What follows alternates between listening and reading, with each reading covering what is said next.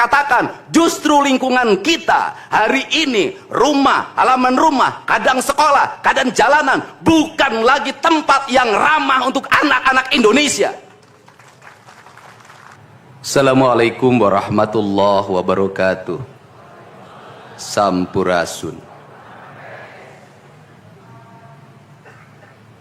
Yang saya hormati Forkopimda Provinsi Jawa Barat, hadir pada kesempatan pagi hari ini Wakil Ketua DPRD Provinsi Jawa Barat, Ketua Komisi 5 DPRD Provinsi Jawa Barat dan seluruh anggota, Kasdam 3 Siliwangi, Wakapolda Jabar, Wakajati Jabar, dan sahabat saya hadir juga, dan Kodiklat TNI, saya ucapkan terima kasih, selamat datang.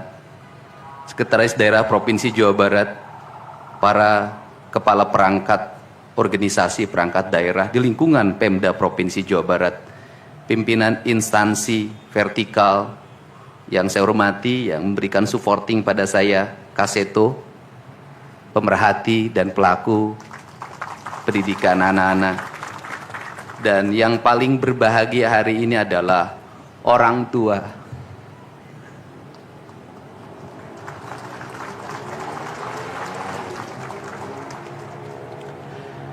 Dari 273 anak-anak Jawa Barat yang terjaring di seluruh provinsi Jawa Barat dengan berbagai latar belakang, dengan berbagai kondisi, dengan berbagai keadaan, hari ini sudah tumbuh menjadi anak-anak yang sehat, memiliki visi dan memiliki harapan. Bahkan menurut saya jauh lebih baik dibanding yang tidak mengikuti pendidikan di Dodik, Lembang, Rindam 3 Siliwangi. Saya ucapkan terima kasih buat komandan, wakil komandan, dan para pelatihnya.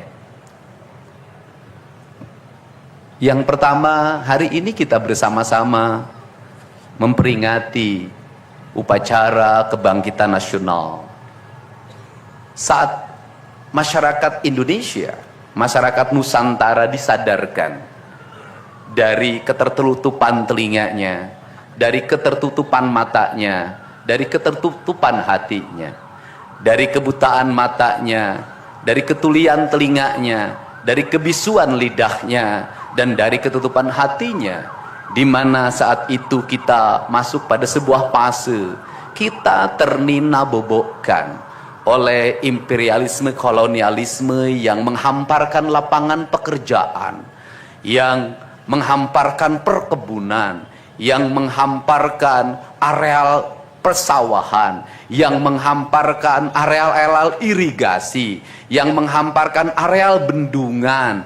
Tetapi mereka mengisi gedung sate ini, mereka mengisi gedung-gedung indah dan mewah di seluruh Nusantara. Tetapi gedung-gedung itu hanya memiliki hak mereka untuk melakukan pengelolaan keuangan, untuk melakukan pengelolaan kekuasaan, di mana seluruh hasil kekayaannya dinikmati oleh mereka dan dikirimkan ke negerinya, dan kemudian rakyat Indonesia hanya menjadi kuli dengan gaji yang terbatas, dan beberapa orang Indonesia yang tunduk menjadi kaki tangannya menikmati sebagian kekuasaannya, bahkan menikmati uang-uang yang seharusnya dibayarkan kepada para pekerja Indonesia yang lapar, yang hitam kelam terbakar, yang disebutnya sebagai rodi. Mereka mengambil hak-hak mereka dan dinikmati oleh mereka yang hari itu berkongsi dengan kolonialisme. Maka kesadaran itu tumbuh, lahirlah gerakan Budi Utomo, lahirlah gerakan Sumpah Pemuda, dan seluruh gerakan itu dimulai dengan sebuah kesadaran dan hilangnya rasa takut pada dirinya bahwa kita adalah pemilik hak dari negeri ini. Hari ini kita disadarkan pada sebuah peristiwa di mana kita sering buta mata kita. Kita sering tuli telinga kita, dan kita sering gagu lidah kita. Ketika anak-anak kita berteriak di jalanan, mengusung sangkur, membawa celurit, saling berkejaran, darah menetes di setiap sudut kota, motor-motor dibakar, orang menjerit penuh rasa ketakutan. Kita hanya bisa diam.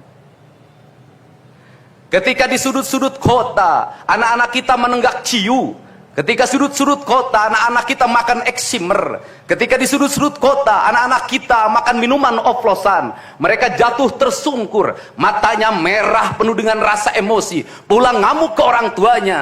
Kita hanya bisa diam. Ketika anak-anak kita menghabiskan waktu main game online sampai jam 4 pagi, tidak masuk sekolah, di rumah ngamuk, mengancam orang tuanya dengan pisau, menusuk kakeknya dengan sangkur, kita hanya bisa diam. Proses kita hanya dua, pidana dan penjarakan dalam penjara anak. Tetapi kita tidak pernah menyadari bahwa seluruh lorong-lorong kegelisahan mereka, seluruh hiruk pikuk jalanan tak membuat mereka nyaman. Sudut-sudut rumah menjadi neraka bagi kehidupan mereka.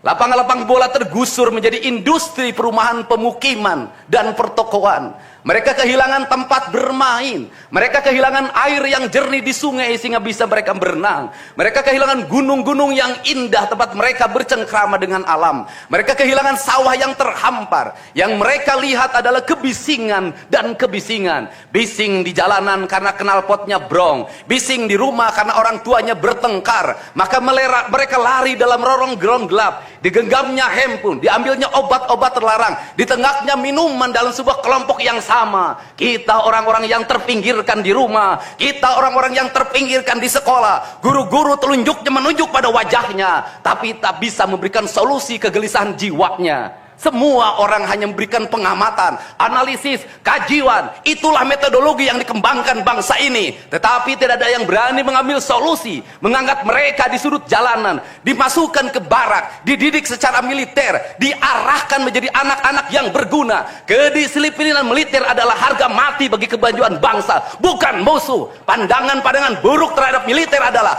pandangan-pandangan orang yang takut anak-anak Indonesia bangkit, yang takut anak-anak Indonesia mencapai kemajuan. Mereka takut bangsa ini menjadi bangsa kokoh dan tegap. Mereka ingin bangsa Indonesia menjadi bangsa pemabuk yang setiap hari mabuk akan ilmu pengetahuan, yang setiap hari bertengkar di TV, yang setiap hari bertengkar di medsos, sementara hamparan kekayaan alam diambil sama mereka. Janganlah kita menjadi antek dari bangsa lain, memporak-porandakan diri sendiri dan bangsanya dengan alasan pengetahuan, dengan alasan hak asasi manusia. Anak membawa motor di bawah umur adalah pelanggaran hak anak. Kapan kita bertindak? Dan selama ini kita membiarkan anak-anak nonton film tanpa didampingi oleh orang tua. Itu adalah pelanggaran anak, dan kita tidak pernah bertindak.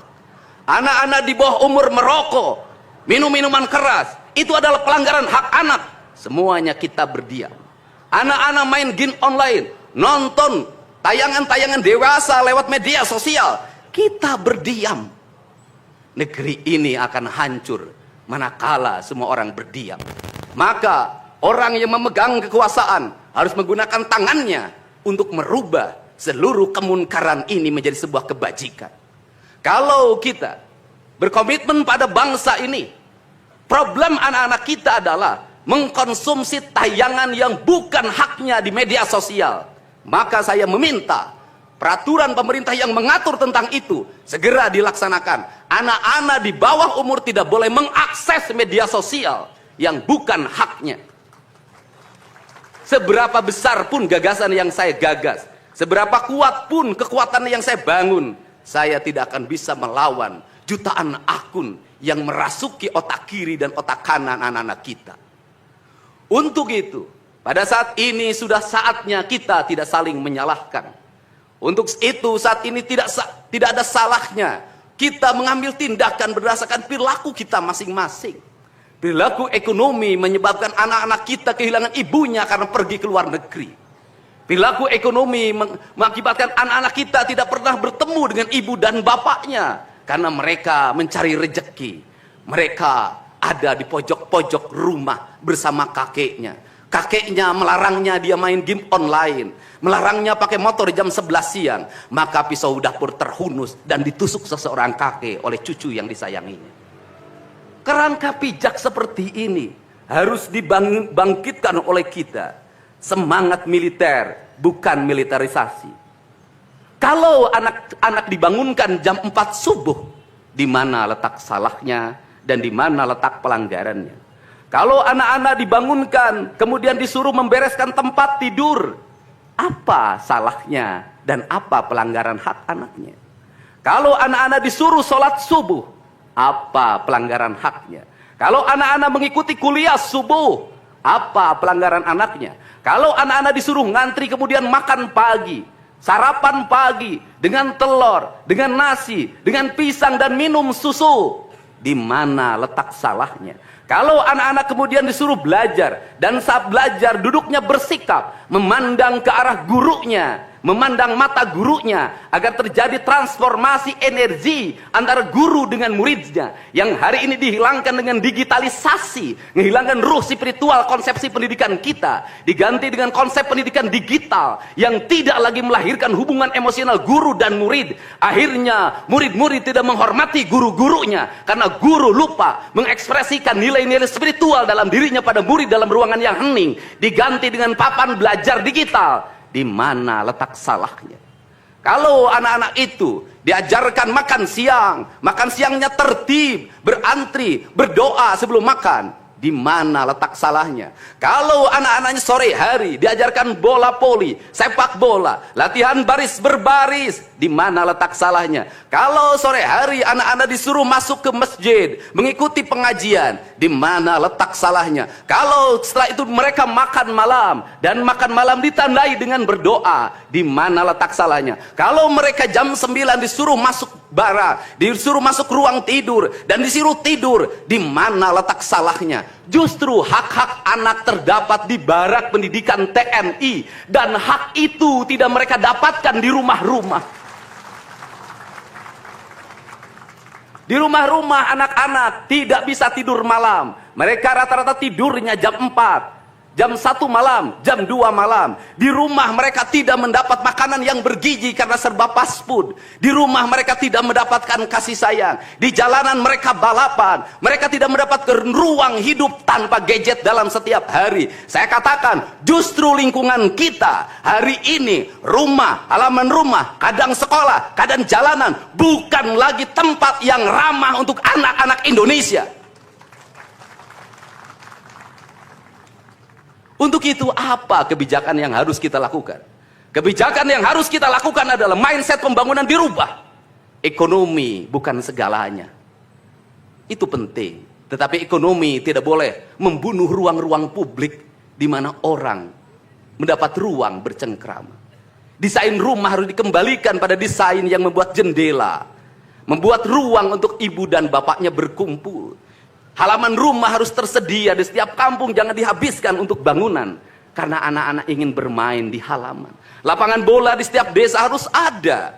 Karena apa? Karena mereka terus berinteraksi olahraga. Sungai-sungai harus dijernihkan. Karena anak-anak orang miskin tidak bisa berenang di kolam renang yang berbayar. Mereka harus berenang di sungai-sungai yang jernih. Gunung-gunung harus dihijaukan. Karena anak kita perlu hiking dan traveling dalam setiap waktu. Anak-anak kita perlu berinteraksi dengan semesta. Lampu-lampu kadang sebulan sekali harus dimatikan. Agar anak kita bisa menatap langit, melihat bulan dan bintang. Bahwa dia adalah bagian dari cakrawala yang indah. Negeri ini sudah sesak dengan uang di kepalanya. Yang akhirnya apa? Pendidikan hanya menjadi ucapan dan tingkatan S1, S2, dan S3. Tapi pendidikan lupa ada nilai esensial yang harus dihidupkan dalam relung hati manusia. Pendidikan Indonesia adalah mewujudkan manusia Indonesia seutuhnya. Mewujudkan manusia Indonesia seutuhnya. Dalam falsafah Sunda disebutnya Pancawaluya. Cager, bager, bener, pinter, singer. Itulah falsafah pendidikan asasi.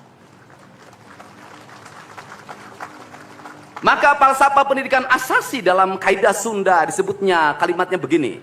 Kawung mabur sarulukna sama kelengiten pandana. Ciamis tinggal paitna ciherang tinggal kiruhna. Resi lengiten ajina pandita ilang komara. Kaduruku hawa nafsuna. Bangkong di kongkorong kujang kacai mawacameti.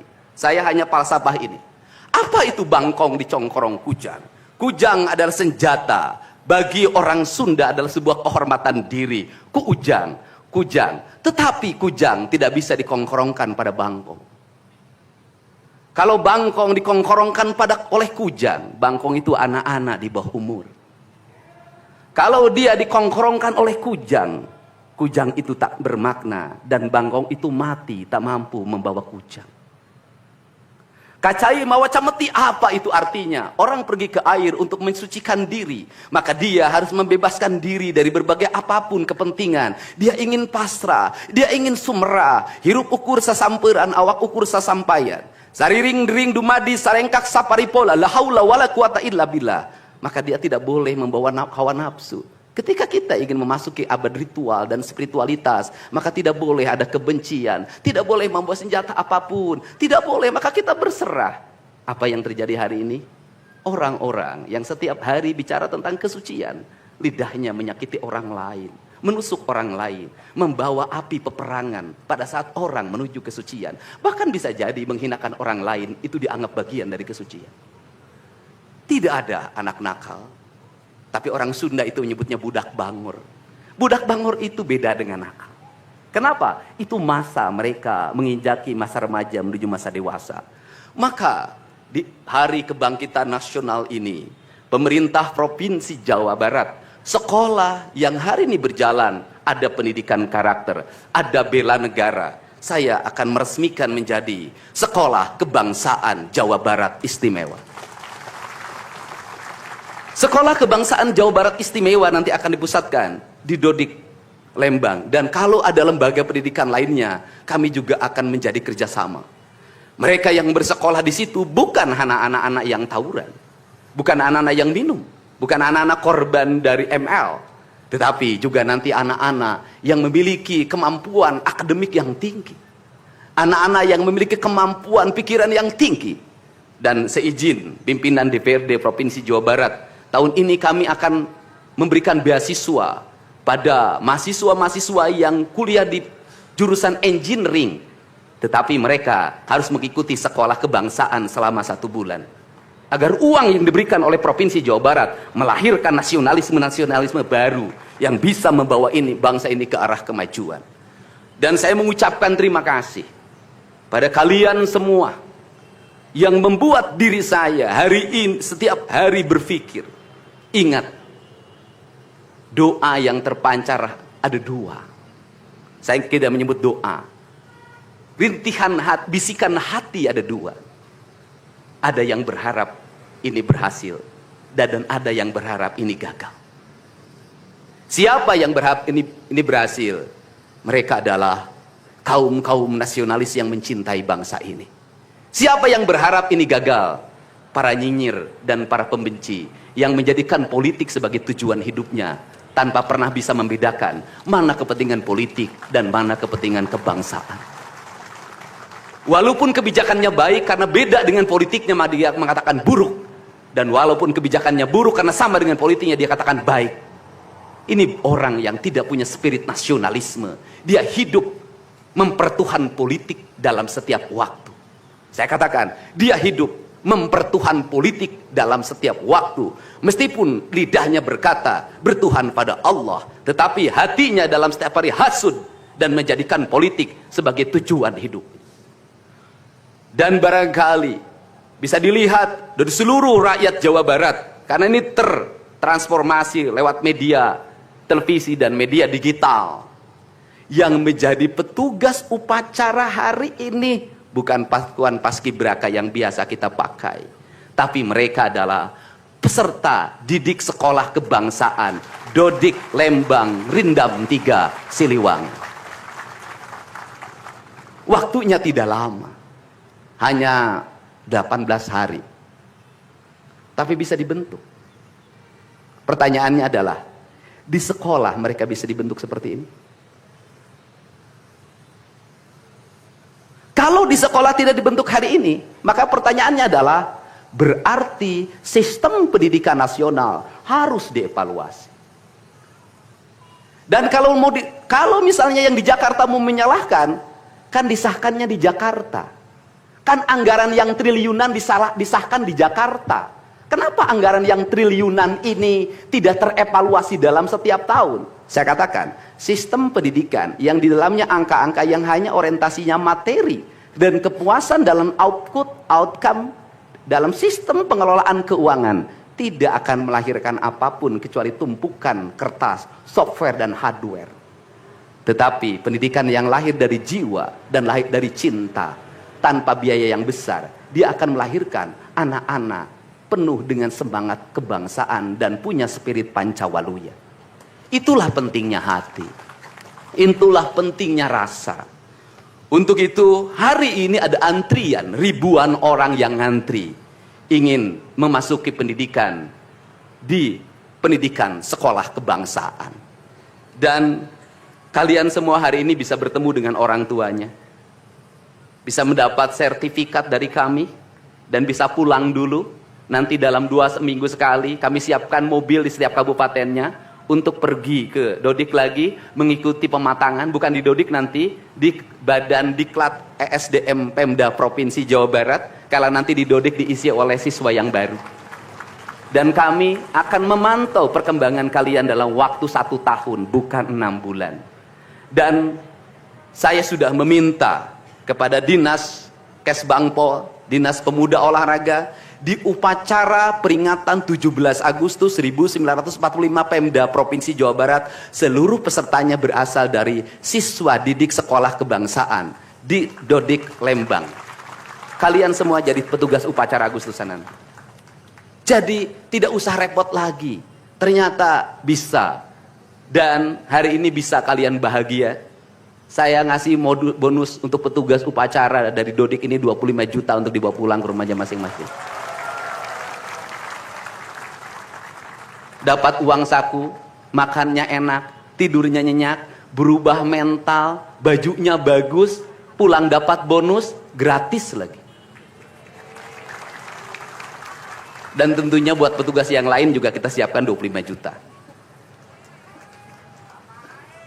Nanti ditanya lagi, itu duit dari mana? Ladang ngonten.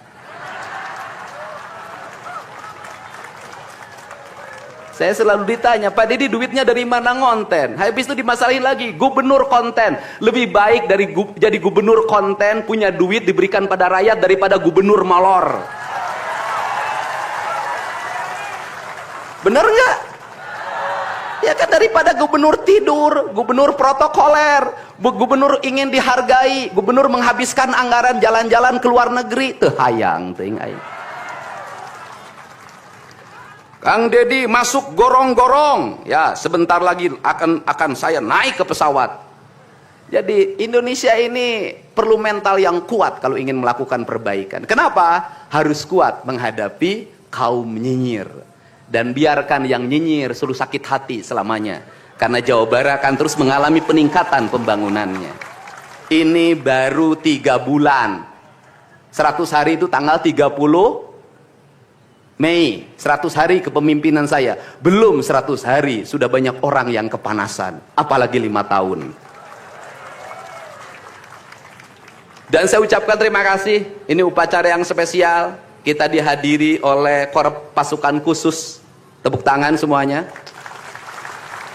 Ada Kopassus, ada Kostrad, ada Marinir, ada istilahnya apa sekarang, Kopasgat. Kemudian ada infanteri, ada cavalry. Kemudian ada pasukan angkatan laut, kemudian juga ada Brimob. Tepuk tangan semuanya, keren. Dan kalian semua, para peserta, ini yang keren-keren ini anak-anak kita ini.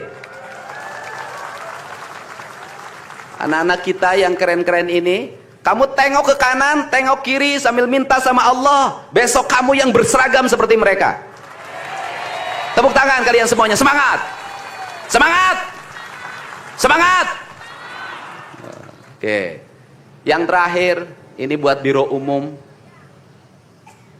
Ini harus dirubah, Pak. Pertama, ini tiang bendera menghalangi gedung sate. Benderanya nanti harus digeser ke sebelah sana. Dan nanti kalau upacara tidak menghadap ke sana, tapi dari sini menghadap ke sana. Agar panorama itunya tetap terlihat. Dan kalau di sana maka kebisingan kendaraan tidak akan terlalu mendominasi. Ini Feng Shui cara menata bangunan. Jadi saya dari tadi Mandang gedung sate nggak bisa karena terpotong oleh tiang bendera. Dan nanti bagian protokoler itu masang podium nggak lurus ke tiangnya, agak mencong-mencong dikit. Maklum Pemda masih belum pakai rasa, masih pakai DPA.